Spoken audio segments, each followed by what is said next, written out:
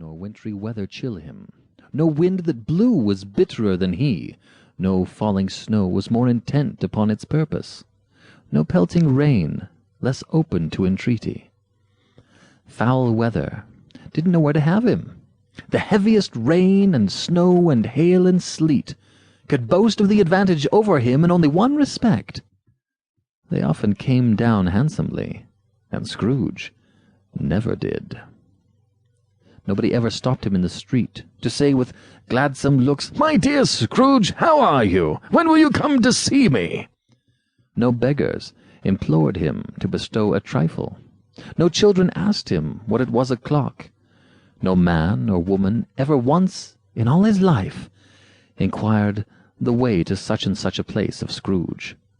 Even the blind men's dogs appeared to know him, for when they saw him coming on, would tug their owners into doorways and up courts, and then would wag their tails as though they said, "No eye at all is better than an evil eye, dark master." But what did Scrooge care? It was the very thing he liked, to edge his way along the crowded paths of life, warning all human sympathy to keep its distance, was what the knowing ones called nuts to Scrooge. Once upon a time, of all the good days in the year, on Christmas Eve, old Scrooge sat busy in his counting-house. It was cold, bleak, biting weather, foggy withal, and he could hear the people in the court outside go wheezing up and down, beating their hands upon their breasts and stamping their feet upon the pavement stones to warm them.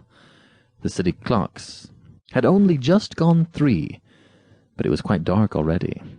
It had not been light all day. The candles were flaring in the windows of the neighboring offices like ruddy smears upon the palpable brown air.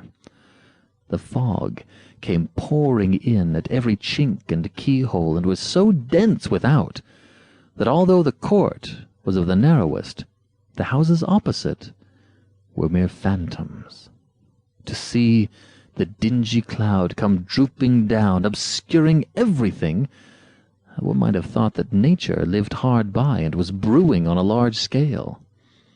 The door of Scrooge's counting-house was open, that he might keep his eye upon his clerk, who, in a dismal little cell beyond a sort of tank, was copying letters.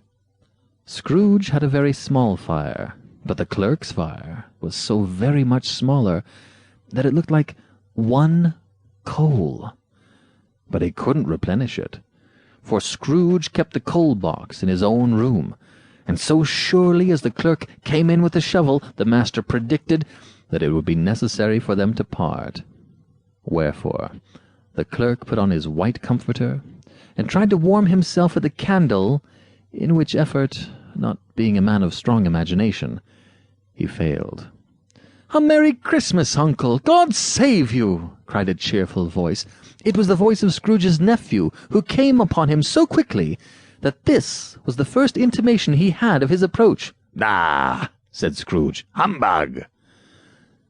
He had so heated himself with rapid walking in the fog and frost, this nephew of Scrooge's, that he was all in a glow. His face was ruddy and handsome, his eyes sparkled, and his breath smoked again. "Christmas a humbug, Uncle?" said Scrooge's nephew. "You don't mean that, I'm sure." "I do," said Scrooge. "Merry Christmas. What right have you to be merry? What reason have you to be merry? You're poor enough." "Come, then," returned the nephew gaily. "What right have you to be dismal? What reason have you to be morose? You're rich enough." Scrooge, having no better answer ready on the spur of the moment, said "Bah!" again, and followed it up with "Humbug." "Don't be cross, Uncle," said the nephew. "What else can I be?" returned the uncle, "when I live in such a world of fools as this? Merry Christmas! Out upon Merry Christmas! What's Christmas time to you but a time for paying bills without money? A time for finding yourself a year older, and not an hour richer. A time for balancing your books, and having every item in 'em, through a round dozen of months presented dead against you. If I could work my will," said Scrooge indignantly, "every